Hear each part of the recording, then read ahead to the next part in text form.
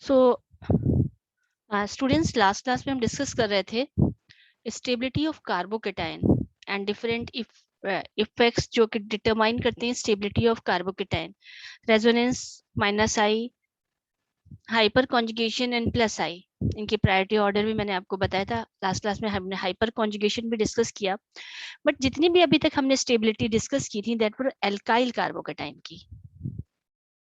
अब हम कंपेयर करेंगे एल्काइल कार्बोकेटाइन, जितनी भी थी वो एल्काइल कार्बोकेटाइन थे।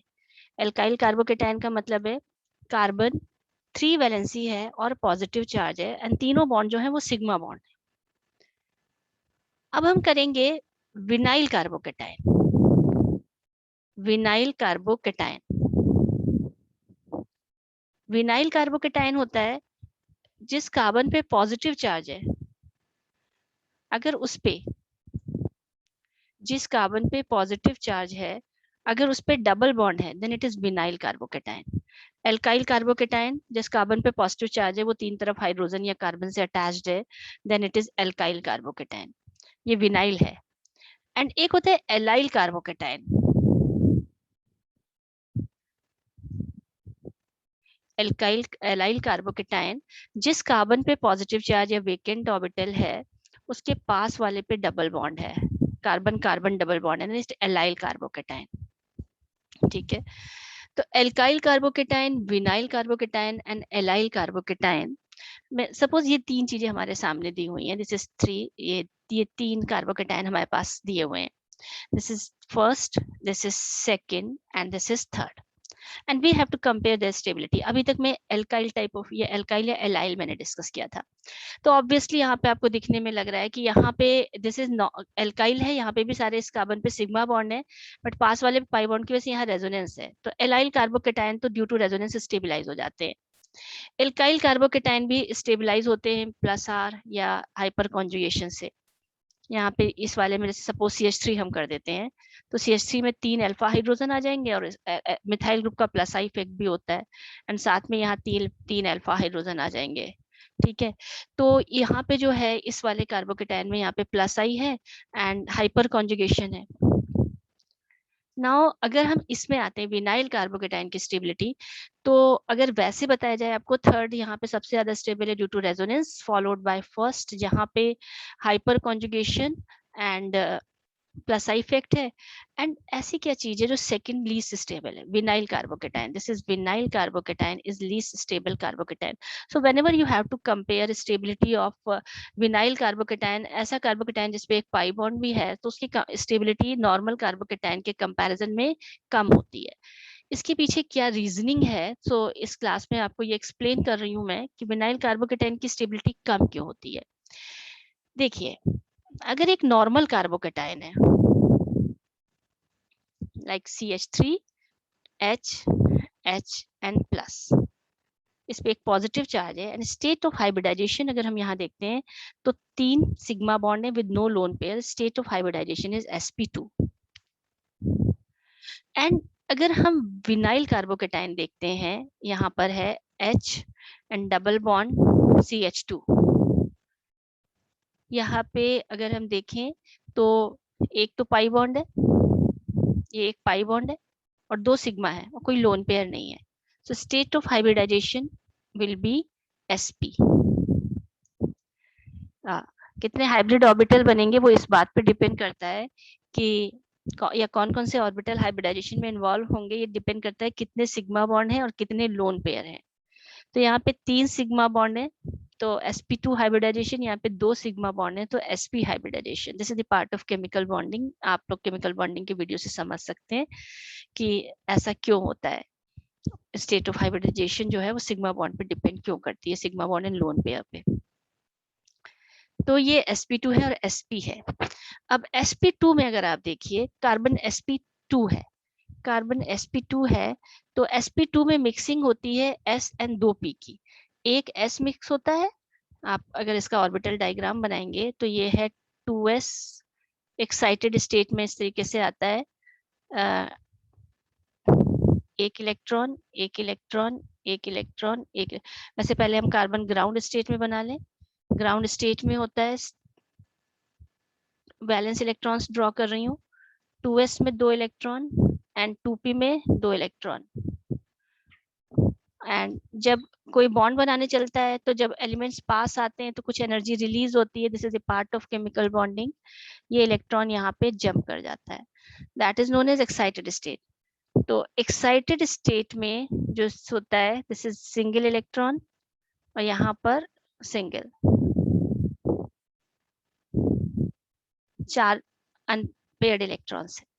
अब डिपेंड करता है, अगर सिग्मा बॉन्ड बनाना है तो सिग्मा बॉन्ड में देयर मस्ट बी हाइब्रिडाइजेशन। तो अगर आप देख रहे हैं कि लेफ्ट वाले में 3 सिग्मा बॉन्ड बन रहे हैं, तो एक s मिक्स होता है, एक s मिक्स होता है 2s एंड 2 p मिक्स होते हैं, 3 मिक्स होते हैं ऑर्बिटल एंड 3 बनते हैं। This is the part of hybridization, ये आप ऑलरेडी पढ़ चुके हैं, इसलिए मैं इसको यहाँ पर डिटेल में डिस्कस नहीं कर रही हूँ। एंड अगर sp हाइब्रिडाइजेशन होता है, अगर sp हाइब्रिडाइजेशन होता है, कार्बन जो है वो एक्साइटेड स्टेट में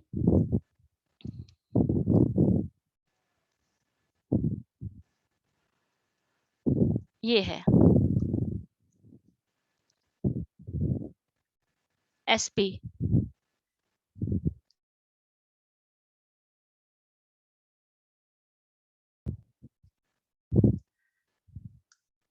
यहाँ sp हाइब्रिडाइजेशन होता है।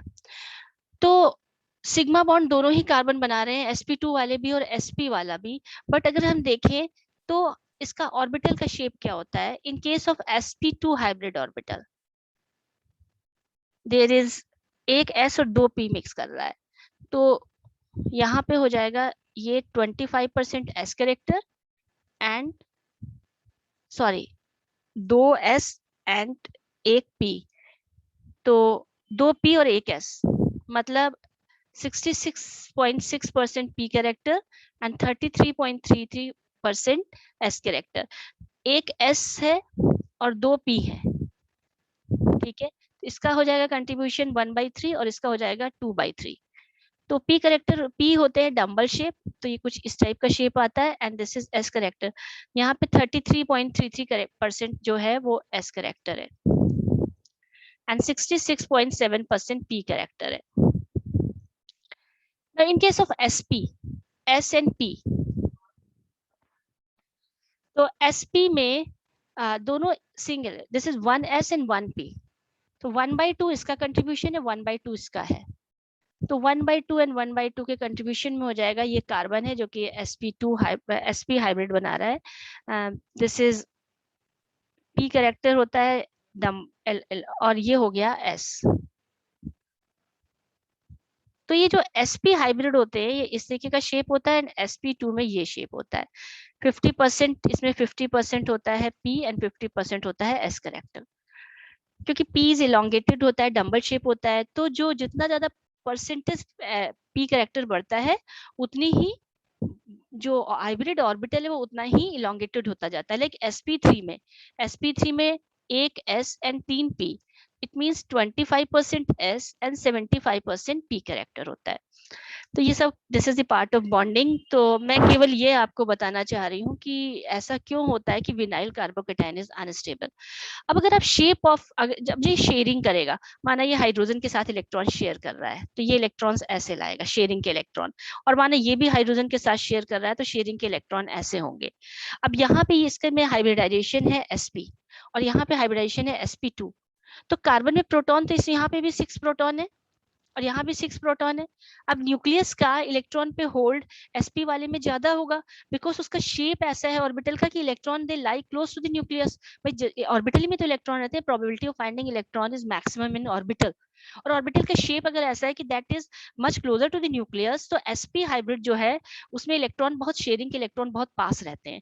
और sp2 में क्योंकि p कैरेक्टर ज्यादा है और p जानते हैं डबल शेप होता है, s स्फेरिकल होता है, तो p जो है वो उसको दूर करता जा रहा है। अगर आप sp3 देख लें, कार्बन sp3 ले लें, तो ये और इस तरीके का हो जाएगा ऑर्बिटल, 75% p बहुत डम्बल शेप होता है, तो इस तरीके से इसकी मिक्सिंग से जो ऑर्बिटल बनता है इलोंगेटेड बनता है एंड s कैरेक्टर स्फेरिकल वो प्रोवाइड करता है इसको शेप। तो यहाँ पर ये और इलेक्ट्रॉन दूर हो जाएंगे, ये इलेक्ट्रॉन और दूर हो गए।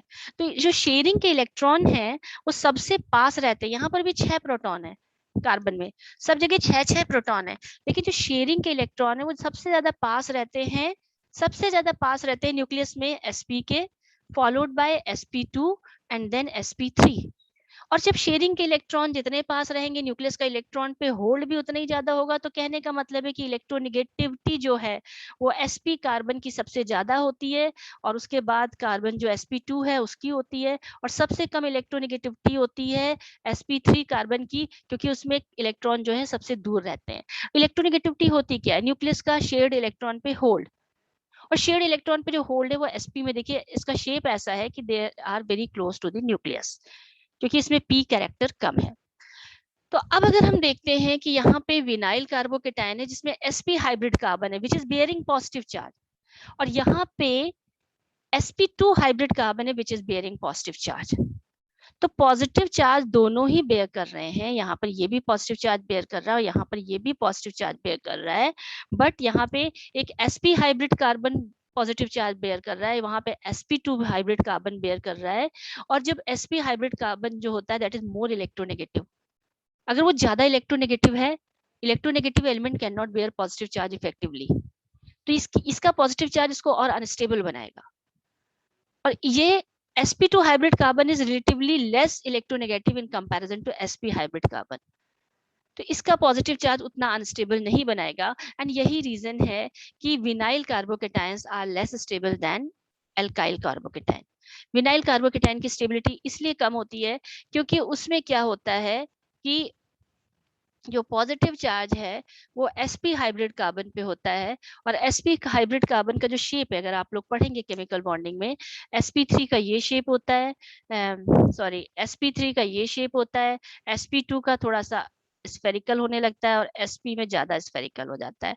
तो ये इलेक्ट्रॉन्स जो है ये कार्बन का न्यूक्लियस है उससे दूर होते चले जाते हैं in case of sp3 than in sp2, और sp में बहुत क्लोज होते हैं। तो इलेक्ट्रोनेगेटिविटी जो है वो sp हाइब्रिड कार्बन की हाईएस्ट होती है, और जो इलेक्ट्रोनेगेटिव एलिमेंट होता है वो पॉजिटिव चार्ज बेयर नहीं कर सकता है, and that makes it highly unstable. तो अब आपको ये समझ में भी आना चाहिए कि इलेक्ट्रोनेगेटिविटी अलग अलग एलिमेंट की अलग अलग दी होती है। एक एलिमेंट की इलेक्ट्रोनेगेटिव कई जगह वैरी कर सकती है, डिपेंड करता है उसका इन्वायरमेंट कैसा है।